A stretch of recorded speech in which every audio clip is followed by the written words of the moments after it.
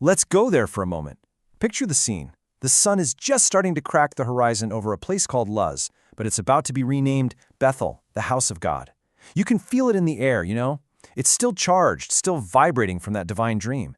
The place itself, this maqam, it seems to almost glow. But then you look at Jacob's face, and this isn't a simple look of triumph. Not at all. As he gets ready to speak, to make this vow that will echo through history, his face is just filled with this profound caution, a deep reflective seriousness. He just got the promise of a lifetime, yeah? But he gets it. He understands that the promise is just the beginning of the real work. And this is where things get really interesting, right? God literally just appeared to him in a dream, handed him a direct, totally unconditional promise. I am with you. I will keep you wherever you go. I mean, that's a divine blank check, an absolute guarantee. So what's Jacob's response? It starts with the word if. If God will be with me. I mean, on the surface, that sounds almost insulting, doesn't it? It feels so transactional, like he's trying to negotiate with the creator of the universe. Is he hedging his bets? Is this a moment of just shockingly weak faith, literally moments after getting a direct message from heaven? And right there, that's the central mystery we're going to unpack in this explainer. Was this some kind of crisis of faith? Or was it something else entirely, something way deeper? We're about to explore how the Zohar, the foundational text of Jewish mysticism, completely flips this on its head. It takes what looks like a moment of doubt and reveals it as one of the most profound displays of spiritual sophistication in the entire Torah. See, this isn't about a lack of faith. It's about the very physics of how faith actually works. All right, so here's our game plan for cracking this cosmic code. First, we're really going to sit with that paradox. Then we'll uncover what Jacob was really afraid of. And spoiler, it wasn't God. From there, we'll dive deep into Cosmic Mechanics 101 to get the spiritual physics he was working with. We'll use some pretty cool modern analogies to make it all click, and then we'll see how this whole thing reframes the vow as the ultimate act of faith. And finally, we'll turn all this ancient wisdom into a practical protocol you can use in your own life. So let's dive into our first section, the real fear, sin, not God. This is where we unpack the secret, the sod of Jacob's vow. You see, the Zohar offers this completely radical reframing of the whole event. It says, look, Jacob isn't doubting God for a single second, not one. He's doubting himself. He is acutely, almost painfully aware of his own human fallibility. His fear isn't about the divine promise failing. It's this overwhelming awareness that he, Jacob, is vulnerable to messing the whole thing up. The Zohar itself actually poses this incredible question. It says, wait a minute, mystically speaking, Jacob is the archetype of the tree of life. He's supposed to be this perfected being, the pillar of balance in the entire cosmos, the one who integrates all the divine forces. He's just been promised unwavering divine protection. He's literally got angels walking with him. So why on earth would he be afraid?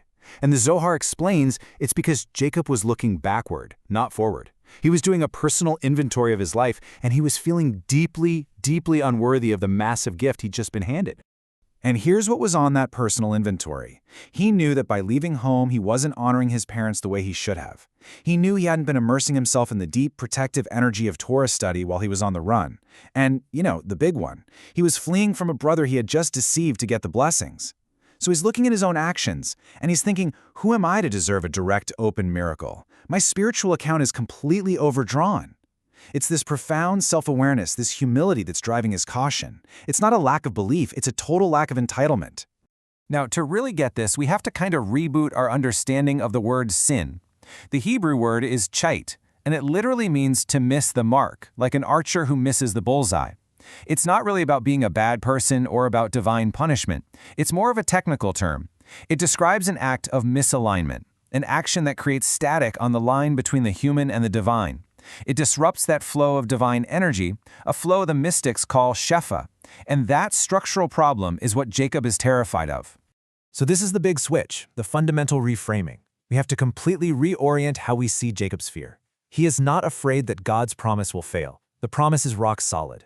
He is terrified that his own future actions, his own potential for Kate, for this misalignment, will create a blockage that makes it impossible for him to receive that promise.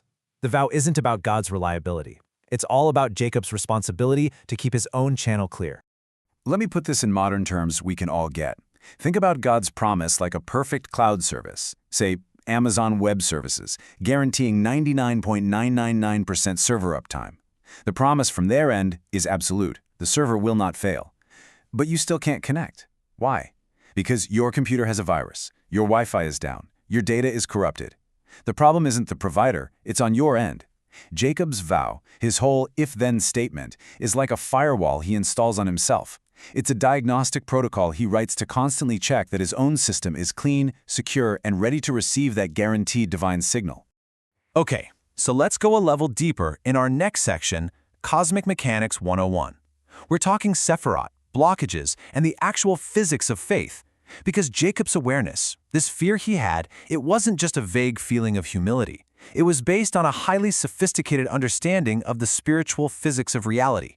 He understood the cosmic mechanics, and he was acting like a master engineer. Okay, so at the very core of this system are the Sephiroth. Think of them as 10 divine emanations or channels of energy that actually structure all of reality. Each of the patriarchs is mystically linked to a specific Sephirah. Jacob's archetype is Tiferet, which means harmony, beauty, and truth. The best way to picture Tiferet is as the central trunk of the tree of life. It's the main channel that's supposed to integrate all the energies from above and transmit them down into our physical world, and our reality, that's called Malchut, or kingdom. Jacob knew his cosmic job was to be this central channel, this conduit. And this is where we come in. This is the core principle. Human action is not some insignificant thing. Our thoughts, our words, our deeds, they are the very gears that operate this cosmic system. They can either align the channels, which lets that divine energy flow smoothly and harmoniously from Tiferet bound to Malchut, or they can misalign them, jamming the gears and disrupting the whole flow. We are not just passive observers here. We are active co-creators in the entire process of reality. And now we can connect all the dots. When a person commits a chit, one of those acts of misalignment, the Zohar teaches that they create a spiritual blockage. And this blockage has a specific technical name, a masach. It means a screen or a curtain. According to these deep mystical texts like Sha'arei Kedusha, the gates of holiness, this masach is a dark screen that literally obstructs the divine flow. This is not just a pretty metaphor for feeling distant from God. In Kabbalah, this is a structural reality. So Jacob's fear of sin is the precise technical awareness of an engineer who knows that one wrong move can create a system-wide blockage. You know, we can even visualize this whole thing through the symbolism of color. The divine promise Jacob received was like pure, brilliant white light. That's the color of the Sphira of Chesed, or loving kindness. It's pure, unbounded giving. But Jacob, in its incredible wisdom, understands that to receive this infinite light without completely shattering, he has to temper it. So he introduces the quality of red. That's the color of Gevurah, the attribute of judgment, of discipline, of a clear-eyed awareness of consequence. His vow is the act of consciously weaving these two energies together, creating this integrated pink or purple. And that represents a mature, balanced spiritual state that combines faith in the promise with a sober sense of personal responsibility. That balance, that is his Sphira Tiferet. Okay, I know that was pretty deep, so let's move into our next section, Analogies for the Ages, and bring this all down to earth. We're going to break down this complex idea with two really accessible analogies to help it click, one for the gamers and one for the engineers out there. All right, video game mode. Let's say the Game Master, that's God, gives you a guaranteed invincibility power-up. The promise is absolute. You're invincible. But then you read the fine print, and it says the power-up is only active if you don't make any unforced errors, like walking off a cliff or attacking a friendly NPC. Jacob's vow is basically him creating his own personal quest log. He's setting his own mission objectives. If I maintain my health, if I get the right armor, if I follow the map, then I know the invincibility is active. See? He's not questioning the power-up, he's just building a system to make sure he's playing the game correctly so he can actually use it. Okay, now for the cosmic engineering mode. Let's put on our engineering hats. Imagine you are a key substation, that's Tiferet, in a vast cosmic energy grid. The source guarantees a limitless energy supply. That's the divine promise. But a sin, a chait, is like a user error that creates a massive voltage spike. Now, to protect the whole grid, automatic failsafes kick in and isolate your substation. The power is still flowing, but you can't access it. Jacob's vow, then, is the operational manual. It's a conditional statement, like in a programming language. If system parameters are stable, then connect to the main grid. It is not doubt in the power source. It is a protocol to ensure his own substation can handle the flow. And that lets us bring all these threads together in our next section, the vow as ultimate faith. We're talking about transforming from a passive recipient to an active partner, because now we can see the vow in its true brilliant light. This isn't the story of a man who's questioning God. This is the story of a man who understands the system so profoundly that he's ready to graduate, to move beyond just receiving blessings and become a truly active, responsible partner in his own destiny. Because this right here is the ultimate mystical truth that Jacob got in that moment at Bethel. The source is constant, the promise is true, the flow is always on. The only variable in the entire cosmic equation is us, our choices, our alignments, our misalignments.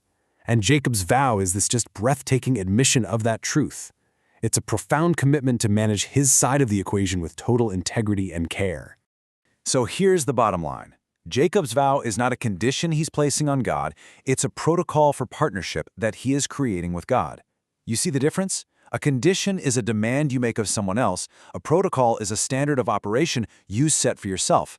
It's Jacob's way of saying, I accept your promise and I fully understand my role. So here is the framework I'm going to use to hold up my end of the bargain, to make sure I stay a worthy vessel for the blessings you are trying to give me.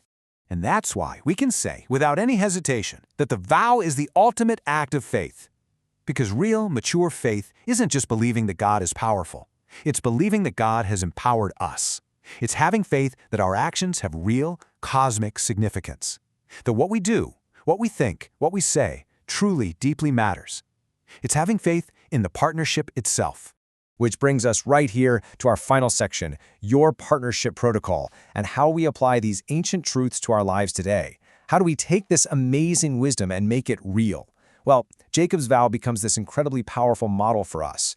We all have those moments of inspiration, right? Moments where we feel a promise or a potential for our lives, but that promise requires our partnership. It requires a protocol. Jacob's vow teaches us that we need to define our own if-then statements, the conscious actions and commitments we're willing to make to keep our own divine connection clear and active. And so, we'll leave you with this question to really think about. Forget about making demands of the universe for a minute. Instead, ask yourself, what is the protocol? What is the vow that you need to make to yourself? What are the conditions you need to set for your own behavior, your own mindset, your own integrity, to make sure that you are ready and able to receive the flow that is always, always there waiting for you? Thank you for joining us for this complete journey through the Pardes. We hope these ancient truths help you and your family improve your own dimensions this week. If you enjoyed this full chapter deep dive, please like, subscribe, and share which part of the journey touched your soul in the comments. We'll see you in the next chapter.